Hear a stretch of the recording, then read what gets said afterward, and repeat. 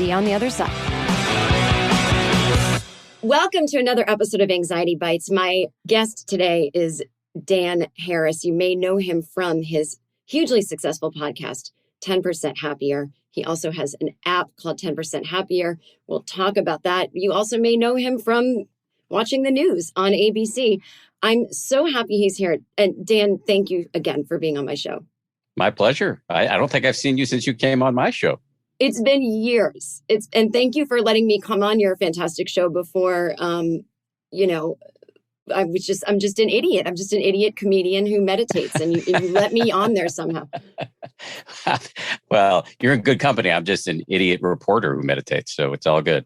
Well, I was going to tell you that I think comedians and reporters have a lot in common in the way that we approach our audience. So we do this invoking that invisible third-party critic in order to kind of get people out of the route answers that they always give, because we're sitting there going, no, I know someone is listening going, yeah. I don't know what you mean. There's no wrong way to meditate. Like, you say that, not you, but a person says that. And it's like, I almost come from the negative when I'm interviewing and when I'm doing comedy. That's how I keep the audience from heckling me, is that I know what they're going to say before they say it. I'll say it first. So I think you may appreciate this interview, and that I will keep, digging further for, what exactly does that mean? And I've been really excited to have you on because you're one of my favorite. I mean, I see you as a self-help guru. I know you would not say that about yourself, but you are around my age. I think you're a little older, just a couple of years. And we're from basically the same town in Massachusetts, yes. One next to each other. You've got this Gen X, no bullshit. By the way, if you want to, you can swear on my podcast. Nice. So let's start here. You had a panic attack on the air in 2004. And that is sort of one of the things that started you on your, I guess, journey, sorry for that word, of trying to figure out what the hell is wrong with you and how you can, I guess, just not have panic attacks on air. But one of the things that was interesting, and we'll link it in the show notes, you can all watch Dan have a panic attack. What's so interesting, as someone who has panic disorder, and I've panicked as well, it's not that bad. You're not freaking out. You did end the segment. You were just reading the news, right? You ended the segment really early, and it just looks like you can't breathe. It looks more to me, to the uninitiated, like an asthma attack. So if you could take us through, and we'll get into your whole history and what caused it and all that, but take us through that day, 2004, you're on the air. What happened and how did it feel in your body? Yeah, I mean, you're right. If you look at the video, a lot of people feel like it doesn't look that bad. I mean, that's what happens when a robot / sociopath has a panic attack. It just doesn't look that bad. You thought of yourself as a sociopath back then? Yeah, only facetiously. Yes, yeah. I was in my mid-30s. I had been on an anchorman really since I was 22. So I had a lot of experience with, keeping my shit together in tough circumstances. And I had covered wars. And so I was able to hold it together. But, if I didn't have the main hosts of the show, Charlie Gibson and Diane Sawyer, if I didn't have the opportunity to throw back to them, because I was the person who came on at the top of the hour and read a few headlines on Good Morning America. If I didn't have the opportunity to say back to you, it would have been horrible. I would have probably ripped the mic off and run away or started to cry. I don't know, but that was the out. So when you say what was back the question to you, again? I forgot the question. Okay. When you say back to you, for anyone listening, that means they have to then take back the broadcast. So yes, you didn't read all of the headlines. You read one of them. And then went, back to you, right? I think I soldiered through 2 or 3 out of 6 or 7 that I was supposed to read. And you can hear that my throat is tightening and I'm having trouble breathing and I'm gulping for air. I mean, if it's not good. So what I was wondering is, what did that feel like in your body when it was happening? What did it feel like in my body? Terrible. It's like having a heart attack.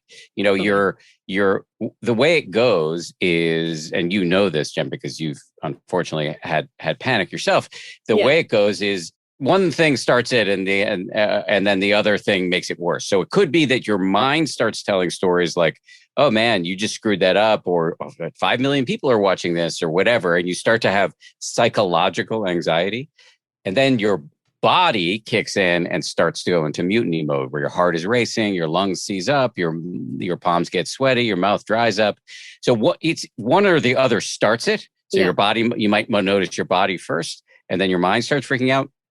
But then you get into a vicious cycle, because the more your body's in mutiny mode, the more your mind goes into freak out mode, and that makes the body worse, and then that makes the mind worse, and on and on and on. And it's really anxiety, which many of us have felt, either in a chronic way or in an acute or circumstantial way. Yeah. You might just call that fear. It's that on steroids. It's our evolutionarily wired fight or flight impulse being triggered in inappropriate circumstances. We are wired to have this as a life-saving mechanism when we're confronted with a tiger. But now we are both the tiger and the person being confronted by the tiger. We are making this happen to ourselves. That's interesting. And I'm going to get to that in a minute. The very keyword, inappropriate reaction. So yeah, in your book, 10% Happier, which, I mean, it's so great. Everyone get this book. I'm holding it up. This is not a video podcast, but what I love about 10% Happier is it really takes everyone through, your life as a journalist. And you said in the intro that you wanted to name the book initially, The Voice in My Head is an Asshole. And I love that. And I think in that moment, your voice in your head this is one instance where the voice in your head was being an asshole. It was not at all looking around rationally and telling you what was actually happening. It was just making up lies, almost as though your mind was a competing anchor who wanted your job. Yes, well said. Wanted you to fail. So one thing that you do talk about in the book, when you talk about this experience, is you call it air hunger. And, in all my years of panicking and getting help for it, I actually had never heard air hunger. Can you tell us about what that means? It's a bit, I use it as a bit of a double entendre. The phrase, I only heard it because I happen to be married to a pulmonologist, a lung doctor. Oh my God, that is you are so lucky. I mean, anyone with anxiety and panic, that is the person to be married to. So jealous. Yes. Better than a therapist.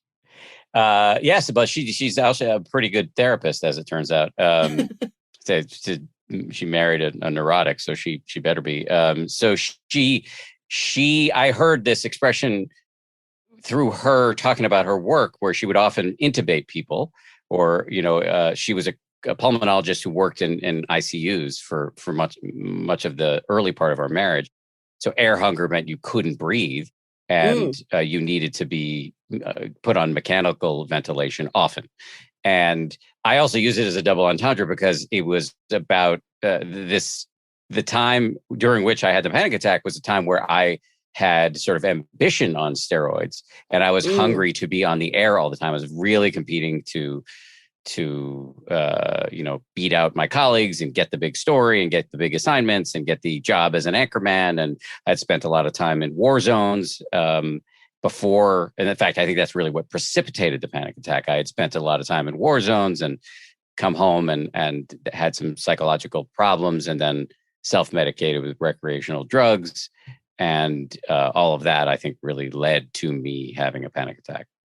Yeah, it's interesting with a panic attack that it never really is about anything that's happening in that moment, right? It's always kind of this buildup where you almost can't take it anymore. It's the straw that breaks the camel's back. It's not really about anything that happened that day, but it could be the buildup of the drugs in your system, even if you hadn't taken any drugs, weeks up to the panic attack.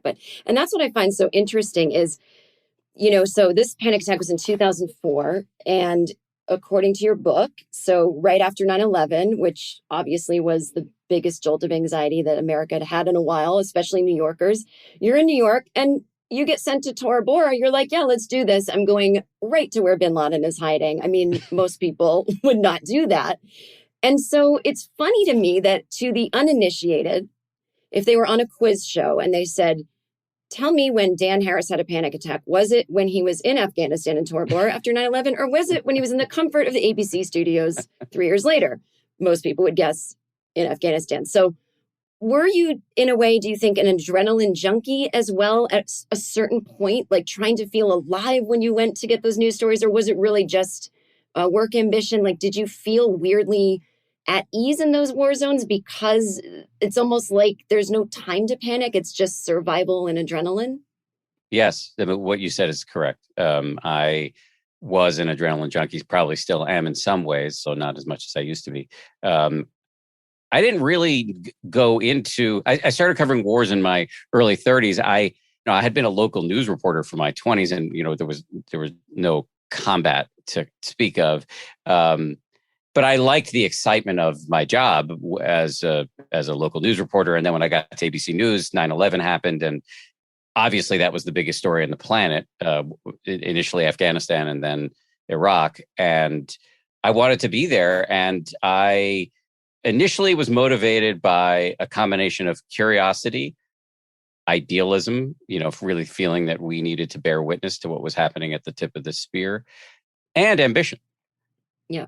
What really kicked into high gear once I got into war zones, something I had never experienced before, was that how much I loved the adrenaline. It really feels like you are somewhere you are not supposed to be. And it's very exciting.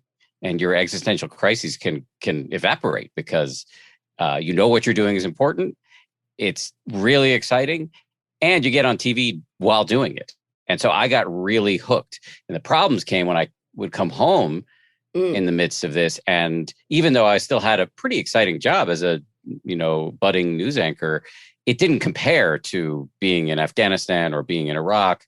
And yeah, Diane Sawyer's not shooting bullets by your head. No, in the ABC sometimes studios. through her eyes, but sure. not literally. And I got depressed in those periods of time, even though I didn't know I was depressed. And that's what led to the drug abuse.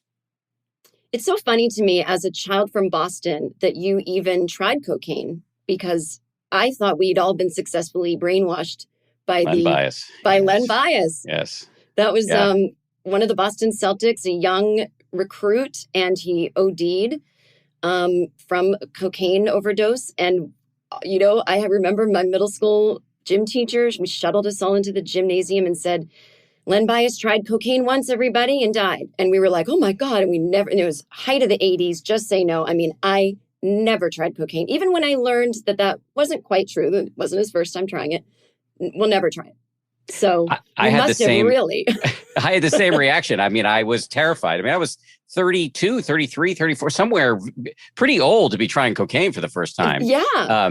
But I was desperate. I was super depressed and I was feeling logy all the time. I felt physically bad all the time.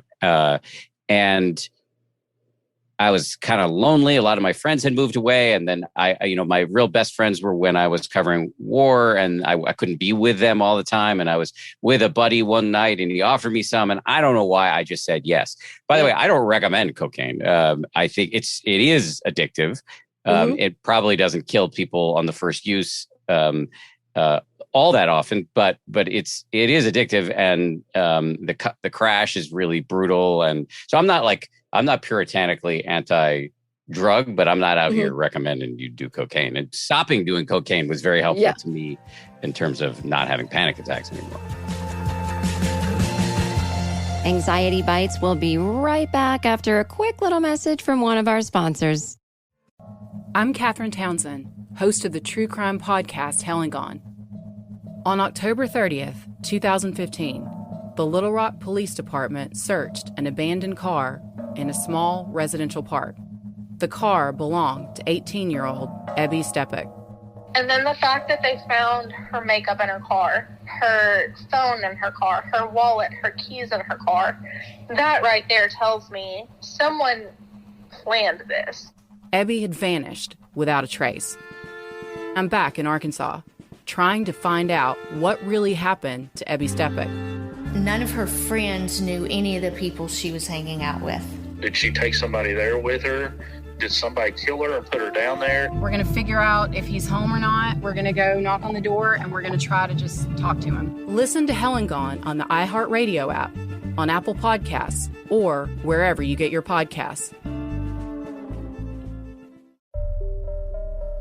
From Cavalry Audio, the studio that brought you The Devil Within and The Shadow Girls, comes a new true crime podcast, The Pink Moon Murders. The local sheriff believes there may be more than one killer. It's been 4 days since those bodies were found.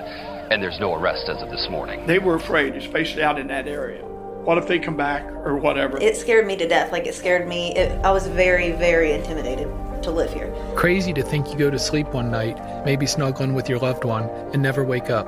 Or maybe you wake up in a struggle for your life, which you lose. Join host David Ratterman as he explores one fateful night when evil descended upon small-town Ohio. Killed 8 members of an Ohio family in a pre-planned execution. A family was targeted, most of them targeted while they were sleeping. Follow the Pink Moon Murders on the iHeartRadio app, Apple Podcasts, or wherever you get your podcasts. Hi, I'm Katie Lowe's. You might also know me as Quinn Perkins from Scandal or Rachel from Inventing Anna. I'm also a mother to my son Albie and my daughter Vera. I wanted to create a space for open and honest conversations about all things parenting. And I thought a podcast was the best way to do just that. Check out season 5 of my podcast, Katie's Crib. It is super raw, vulnerable, and hilarious. Katie's Crib in no way, shape, form is judgmental or telling you exactly how to parent or exactly how you should be. I think it really just makes you feel less alone and gives you a community. We're going deep with guests like Inventing Anna's Anna Klumsky, How to Get Away with Murders, Asia Naomi King. And yes, sometimes my son Albie when he bursts into my studio, so that's cool. Listen to Katie's Crib every Thursday on the iHeartRadio app, Apple Podcasts, or wherever you get your podcasts.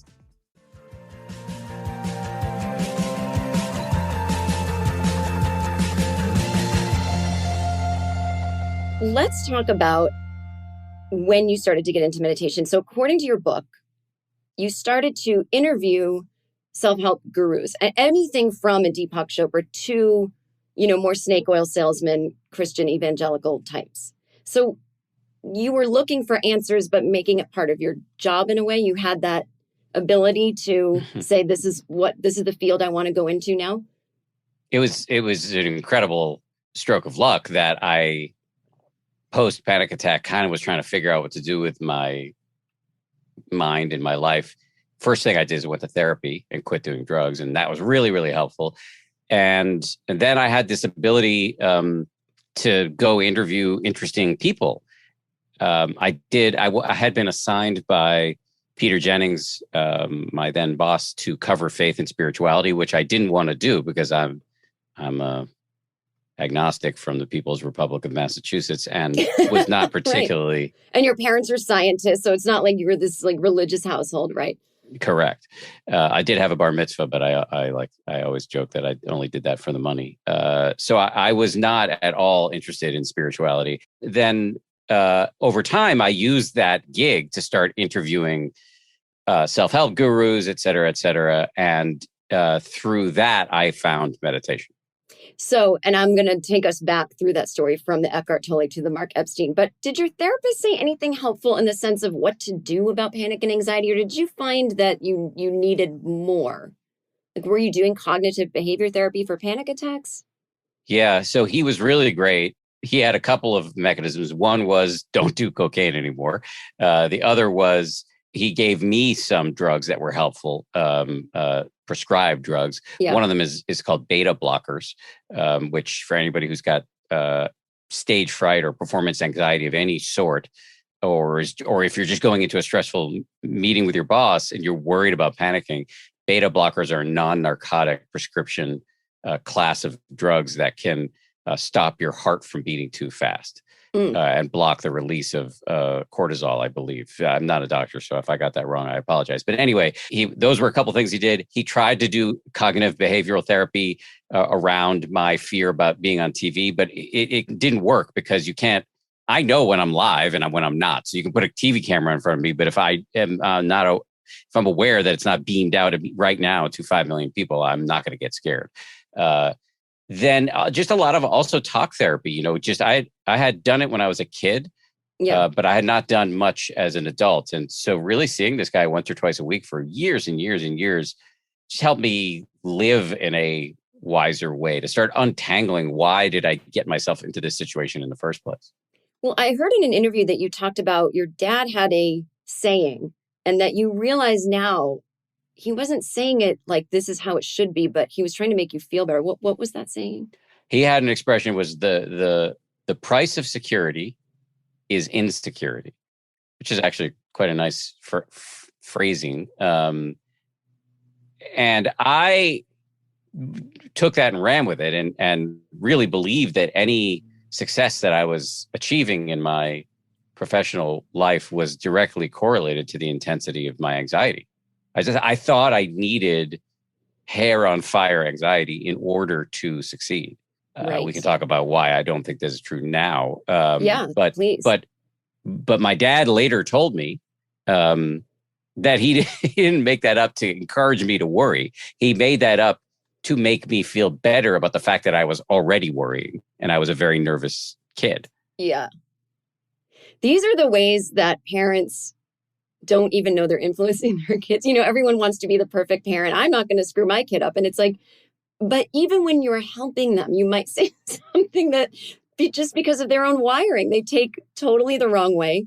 And it makes me laugh because we just have so little control over how we take things, how people take what we say. It's fascinating that you had that realization years later. So I want to talk about your meditation, and then I want to jump back because I'm very obsessed with your interaction with Eckhart Tolle. But I think we need to start with, so basically, someone gives you an Eckhart Tolle book, you read it, but it doesn't really connect with you. We'll go back into detail about that. But then you find Mark Epstein and his book, Going to Pieces Without Falling Apart. I'm obsessed with Mark Epstein. What happened there that made you say, all right, I'll try this meditation. Tell me the journey. I keep saying journey to you. I hate that. Are you going to ask me about my aura next? I don't have to ask. I see it. I see your aura. It's great. I can't see it because I hid self-view, but I'm sure it's here. So Dr. Mark Epstein, totally obsession worthy. He is a psychiatrist who lives and works in Manhattan, has written a whole series of beautiful books about the overlap between Freudian psychology and Buddhism. He was not my psychiatrist. I found him because my then fiance and now baby mama, Bianca, gave me one of his books, the aforementioned Going to Pieces Without Falling Apart. And it was my first exposure to Buddhism. And I was really impressed that there are so many diagnoses that the Buddha made of the human condition. But one of them is that we have this racing mind, sometimes referred to as the monkey mind, which is leaping all over the place and from one thing to the next, randomly often, grabbing onto things that will not last in a universe that is characterized by impermanence and entropy, and lurching from one hit of pleasant experience, one vacation, one slice of cake, one latte to the next, and never fully satisfied. And that when I heard that description, I was like, oh yeah, that is true. And that explains why I went off to war zones without thinking about the consequences, came home, got depressed, was insufficiently self-aware to know it, and then blindly self-medicated, and it all blew up in my face on national television. So it was very satisfying to read that. And the Buddha had something to do about it, which was in stark contrast to Eckhart Tolle, who I know we'll talk about later, who has a similar diagnosis, but as a friend of mine has joked, Eckhart Tolle is correct, but not useful. The Buddha is correct and very useful. And now, for people listening, you don't have to actually become a Buddhist, right? To incorporate. I mean, he really is like very practical. I know that there are people who have this as their religion, and there's all kinds of problems with us white people appropriating and go, well, I'll use a little of this, but not that. But just for, the sake of someone listening and go, oh, well, I'm not a Buddhist. It's like, well, we're just talking honestly about the practicality of it. It's like not even about love everyone, but do no harm. It's a lot of like, not as you say, gooey as people think. It's a lot more practical of like, do less this. And it's like, oh, wow, that's challenging to people, because I think type A people want to do, how do I do this? And some of the answers of the Buddha are, you don't. You are absolutely right that you don't have to become a Buddhist or anything like that. The Buddha in his own time there were no Buddhists. There were just, people who followed him and did his meditation techniques, who ranged from people who are ordained as monks and nuns, all the way up to wealthy merchants, to kings. It basically had a philosophy and a set of practices, both for seated meditation and for your life, your free range living, that were designed to make you less miserable, to make you happier. And I would call myself a Buddhist, but only in the sense that I do Buddhism the same way I would call myself a journalist. The Buddha clearly said, you don't have to take anything I say on face value. You don't have to believe anything just because I said it. Try it out for yourself.